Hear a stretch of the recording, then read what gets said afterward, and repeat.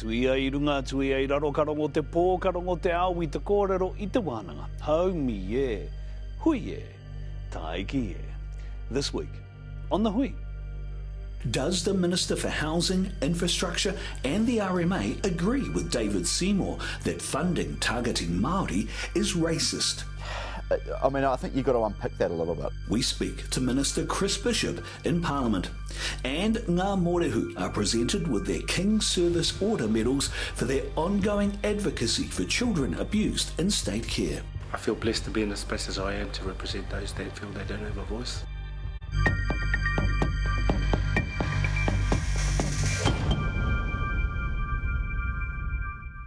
Ngā mate kāndiro ki te poko o te rangi haramai, haere. Tātou kei te ao maramati he wa Moriora, and welcome back to the Hui. He is the minister with a reputation for getting things done. Exactly what the cost of getting things done is, and whether that is doing it with or without Māori, is the question we put to the Honourable Chris Bishop in Parliament this week. Minister, tēnā koe, thank you very much for your time. Good to be here. Really appreciate it. Gee, you wear a lot of hats. Yeah. What are you looking for in terms of the way that you engage with Māori on things like housing and infrastructure, transport and RMA? They're big issues. Yeah, I mean, and they're all different, right? But I mean, the most fundamental point is just engagement. When it comes to RM reform, for example, you know, Māori are a critical part of the resource management system right now, and so working with Pāho, who are the sort of iwi leaders to do with resource management reforms, talking to them around the future role of Māoridom within the resource management system. It's really important, both from an Article 2 treaty point of view, but also the existing rights through treaty settlements that are reflected in the RMA now. There's quite a close interaction between settlements that the Crown has entered into in good faith, many of which actually refer to specific sections of the resource management system. So as we transition into a new planning regime, the Resource Management Act's being done away with, but there'll be two new acts, an Environment Act and a Planning Act. As we transition to that new regime, it's really important that the Crown upholds the settlements entered into in good faith. Now, there's a degree of complexity around how we do that. So how do you deal with that complexity? Because there's some concern, right? Particularly at the grassroots level. You know, hapu who have to deal with councils. Yes.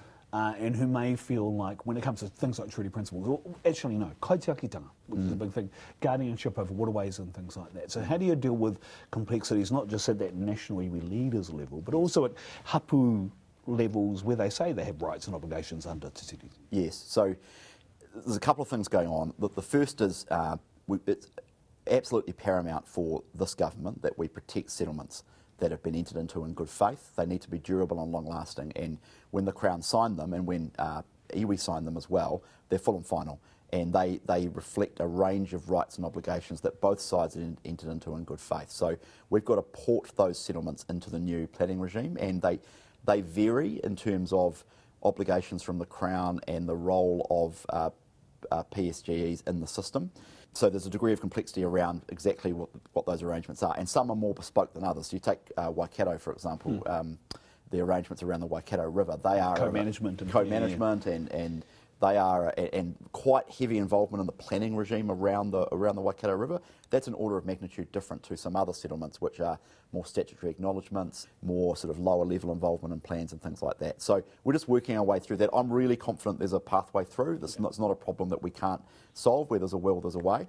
Then there's the broader issue, which I think you're touching upon as well, which is more Article 2 and the existing provisions in the RMA, Section 6E, which refers to ancestral lands and refers to taonga and protecting those rights as well. And we're just working our way through that in good faith with iwi, but also not just iwi as well, because there's Maori land trusts and a whole variety of different entities out there that have interests in the system as well. So we don't have a final decision, but there will be a role to reflect and protect Article 2 treaty rights in the new system. And actually, the protection of ancestral land, for example, predates the RMA. In fact, it predates the Town and Country Planning Act 1977. So it goes all the way back to many variations of our planning law in the past. And so protecting those rights are really important, and we will do that. How we do that is Cabinet has yet to make a decision on. And of course, customary rights is its own other thing entirely.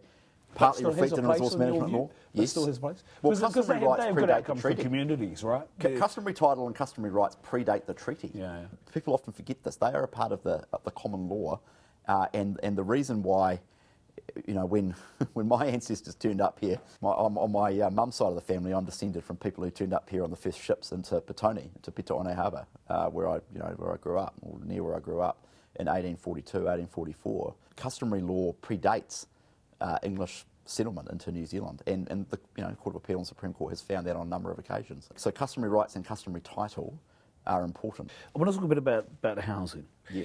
And in particular the change, the movement of money from whaikainga whaioranga into the flexible fund. Yes. Why do that?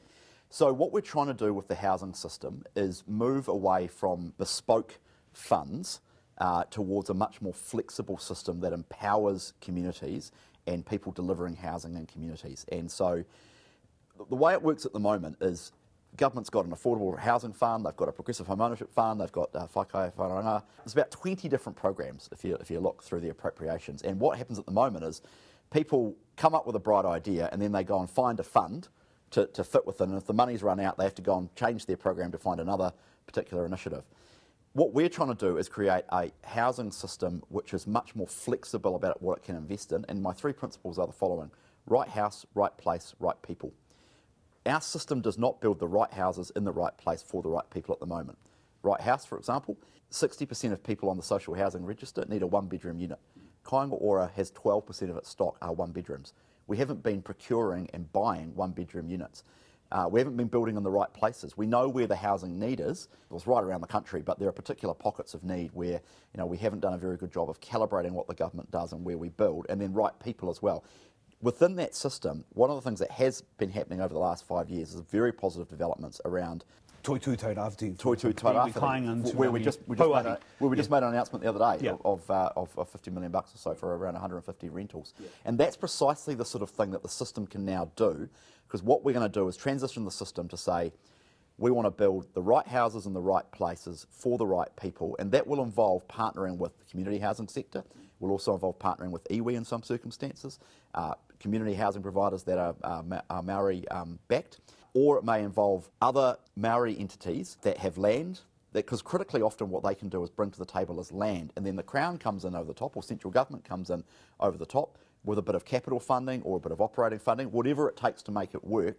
Very affordable development of land, which is in everyone's interest. So the system will become much more flexible. We will publish an investment strategy in which we say, here's what we want to build, here's how we want to build it, and basically it'll be a contestable process, and within that there'll be a role for, as I say, for a range of Maori providers. Because when people see the loss of what, I don't know the best way to put it, discrete funding, right, yes, going into a flexible fund, it looks like a mainstreaming approach yes, to try and get an outcome that's already being delivered upon, like the likes of Toitū Tairāwhiti and others that we mentioned. Right? I understand. What's your response to that? Well, I understand that, and I can understand why people will be potentially a little bit anxious about it.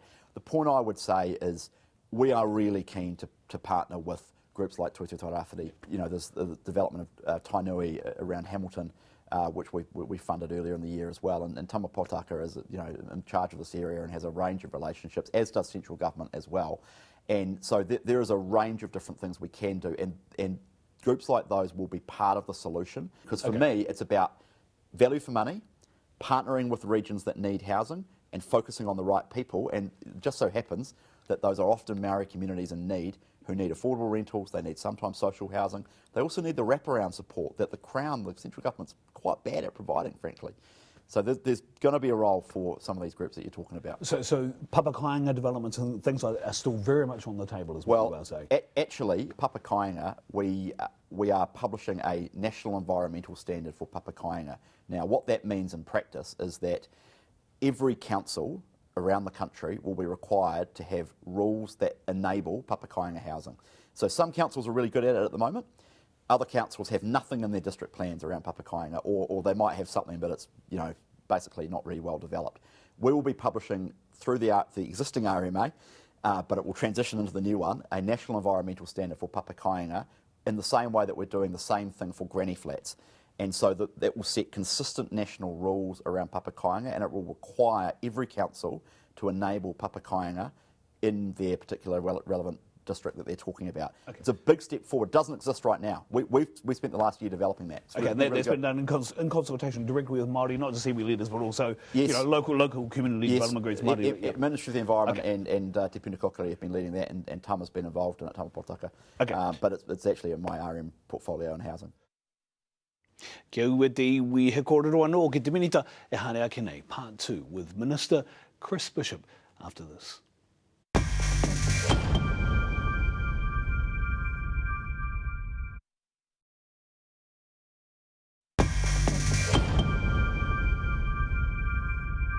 Haere tunu te kōrero whare, engari he kōrero whare mo te hunga rangatahi te haere ake nei. In part 2 of our kōrero with Minister Chris Bishop, we talk about rangatahi homelessness and also his view on targeted funding for Māori possibly being racist. Can I ask a question about rangatahi homelessness? So yes. We've talked to advocates who have some real concerns. In fact, if you talk to Pāpiringa Mahera Maihi, she says that a number of people that she has dealt with, they have applied for housing, emergency housing, 100% of them have failed, and that's mainly because there's been a focus on families and not on youth. You talk to other advocates who say that there are people as young as 11, 12 and 13 who have no housing at the moment, and because of the result of the budget decision taken last year for the $20 million for rangatahi transitional housing, it has had an impact now. What is your response to what they're saying? I mean, the first thing I would say is homelessness is a tragedy, and part of my driving force of being in politics is to get homeless. No one wants a world in which homelessness exists. Is to do as much as we can to eliminate the housing register and eliminate homelessness. I'm trying to build a housing system that means more affordable rentals, that means greater home ownership rates, but also means that people who need a warm, dry home can live in dignity. It's the most fundamental thing that the government can do to help everyone in society. In terms of emergency housing, you've got to think about where we came from and where we've got to. So we came into government, there were over 3,000 families living in emergency housing motels. Many had been there for a very long time. One of the first things we did in government was set up a thing called Priority 1, which said if you're in emergency housing and you've got kids and you've been there for 12 weeks or longer, you go to the top of the wait list to get out. Now we have just over 500 families in emergency housing.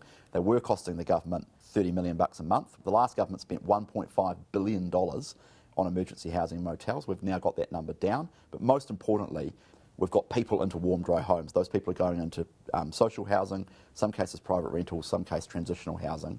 In terms of emergency housing, the access to it, it will always be there for people who need it. So the rules are really clear. If you are in severe and urgent need of housing and you turn up to MSD, the support is available to those who need it.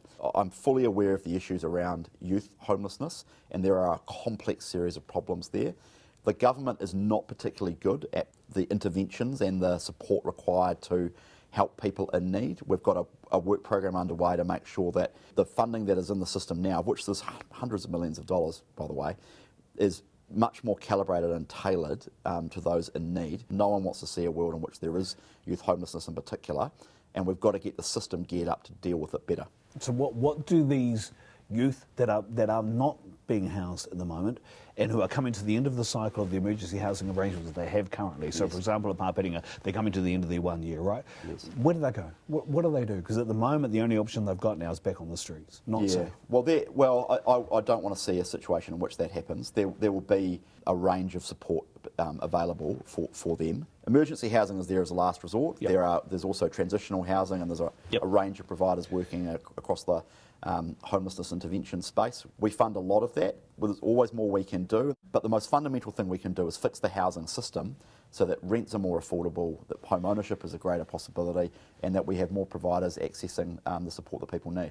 Okay, I want to talk about infrastructure. Yeah. You'll be aware, we are really keen to get involved in infrastructure.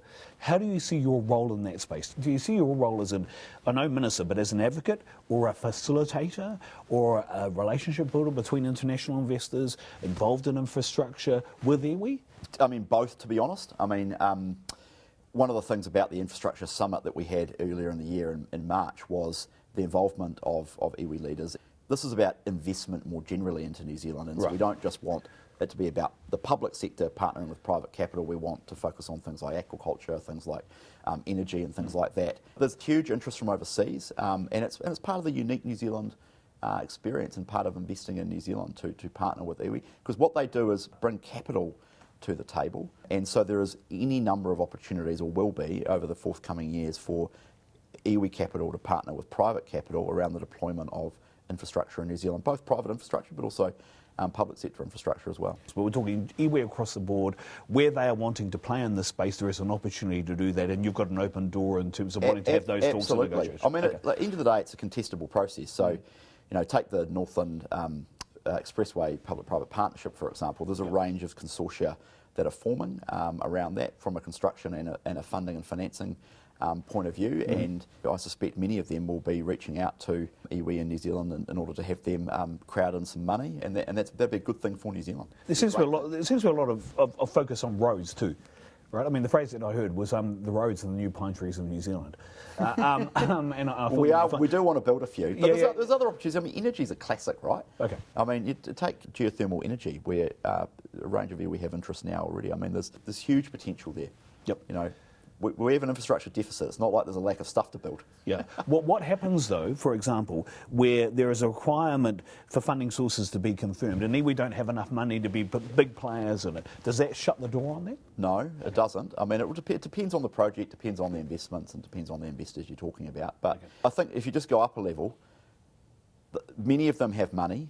They have an active interest in deploying that capital in a way that gets a return for them and grows their pie, so to speak. And it's the same with people investing from offshore. So there's any number of opportunities I'm really excited about. I mean, it's one of the most amazing success stories in New Zealand post-1995, right, through the first settlement. The most amazing story of entrepreneurship and success for New Zealand. When you think about what Ngāi Tahu's been able to do, Waikato with the Brookfield investment, that's a $1 billion investment with Tainui into the development of essentially an inland port, a transport and logistics hub, providing jobs and growth for not only the Waikato but also Tainui youngsters. It's an incredible story. How could anyone be opposed to that? I just look at it and go, that's New Zealand's future. That's incredible. So we've spoken to a couple of people in the infrastructure industry who say there's a timeline issue.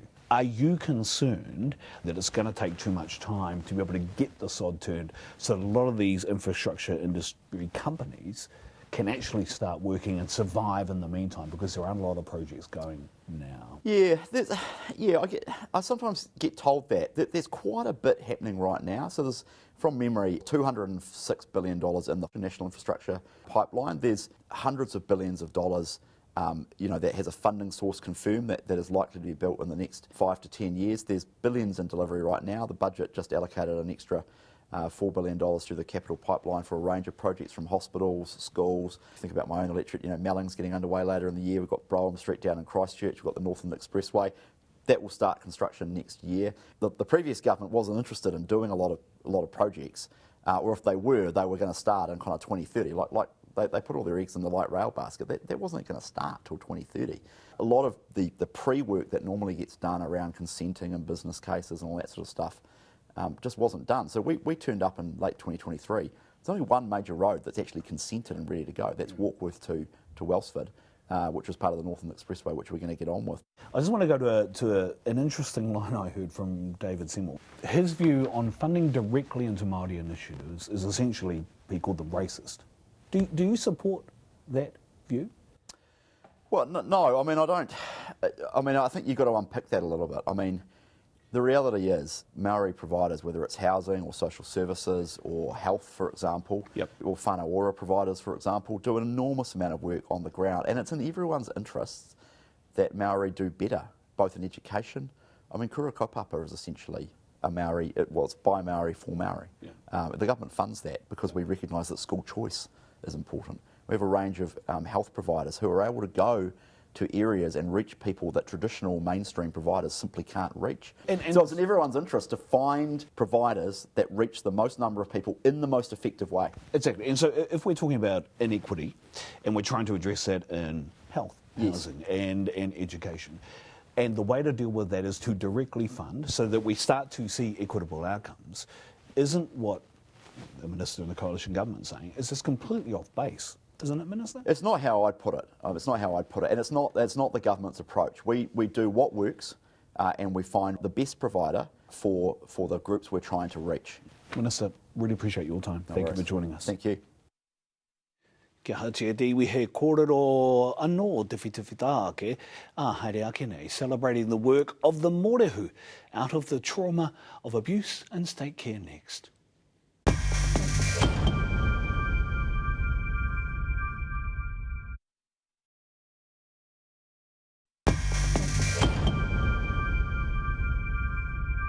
Hoki mai anō e hoa mā.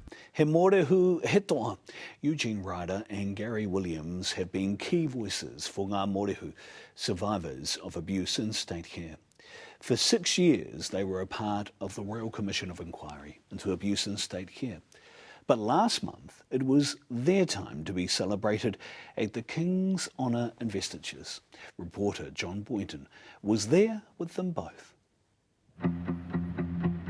At Government House in Wellington, a special occasion is underway. It's my privilege today to present insignia for the Royal New Zealand Honours to 12 extraordinary New Zealanders in acknowledgement of their tireless efforts on behalf of people who have suffered abuse and care. In 2024, the Royal Commission of Inquiry into Abuse in State Care was completed. The inquiry spanned almost 6 years, investigating the horrific abuse suffered by an estimated 200,000 children in the care of the state. I am sorry that many bystanders, staff, volunteers and carers turned a blind eye and failed to stop or report abuse. Gary Williams is a survivor and advocate. He was a key voice for tangata whaikaha and the inquiry. Don't look for reasons not to do it, because that will be, in my view, another form of abuse by the state. Gary is in Wellington to receive the Companion of the King's Service Medal for his services to survivors of abuse and care. Was it hard for you to accept knowing that so many survivors suffered horrific abuse while in the care of the state? It took me a while to figure out what I needed to do. I accepted the award because I want to keep the issue alive and it's not about me. It's about the cause.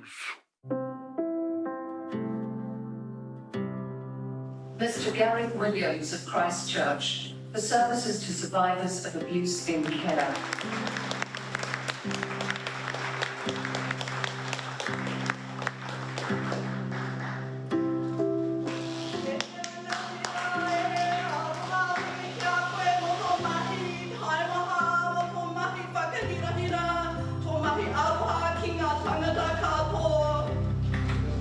Mr. Hans Ryder, please come forward. For some, it's an overwhelming moment.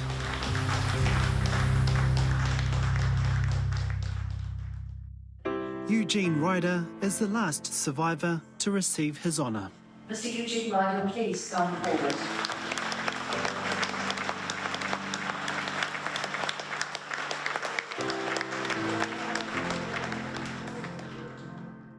Ryder first appeared on the hui in 2018, revealing the abuse he endured in state care. He was a vital part of the Royal Commission of Inquiry. Why was it important for you to come here today and to accept this honour? I think it's important for those survivors that feel they don't have a voice, they feel they can't be represented at the highest level.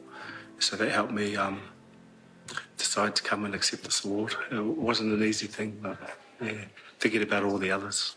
Why was it so hard? Because I don't do what I do for me.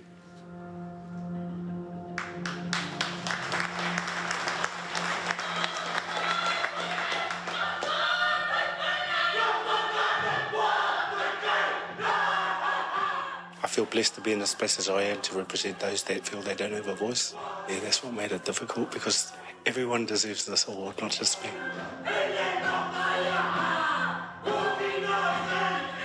What was it like to receive that from your whānau? It was, Yeah, tear-jerking. I was prepared and yet I wasn't prepared. My moko, who started the tautoko, is the first of my family to speak te reo. So she's our kaitaki reo, and so it's really important that she was here today with me. And my mother, my wife, my 2 other children, and my wife's mum. So. What was it like for you to see all the survivors here today? Yeah, it was heartening. It was heartening to know that there are champions across the country for our Mōrehu survivors. There's a lot of people that aren't here, that can't be here. Some weren't invited. There were more than 138 recommendations in the Royal Commission of Inquiry, but there's no sign of full redress yet. Apology are words. We need to concentrate on maintaining the safety, not just for children and care for all children across Aotearoa. If the recommendations are honoured, that people are aware of what happened, and with that awareness stop that from happening with our tamariki, our mokopuna and our rangatai. We can't wait forever, and people are dying. Ka nui te mihi ki ngā toa Mōrehu nei. Hei te wiki e tū mai nei o Hoama coming up next week on The Hui. Today, our mission is to execute a search warrant under the Gangs Act 2024. Cracking down on gangs. Purpose of this warrant is to locate the clothing worn by at the time of his offending. 6 months after gang disruption units were rolled out across the country. Target of this warrant wore an article of clothing into a store here in Hawke's Bay. What, if anything, has changed? Clearly the gang members are not overly enthusiastic about giving us their patches. Nothing's changed really. I think gangs are here to stay. We don't want anyone getting arrested, we don't want them in our police cells, and we don't want them going through the courts either. That's next week. Our thanks to all our pūkōrero for today's Hui. Join us next week for another. Kia mau ki te tūranga. O taputapu a te haumi e, hui e, taiki e.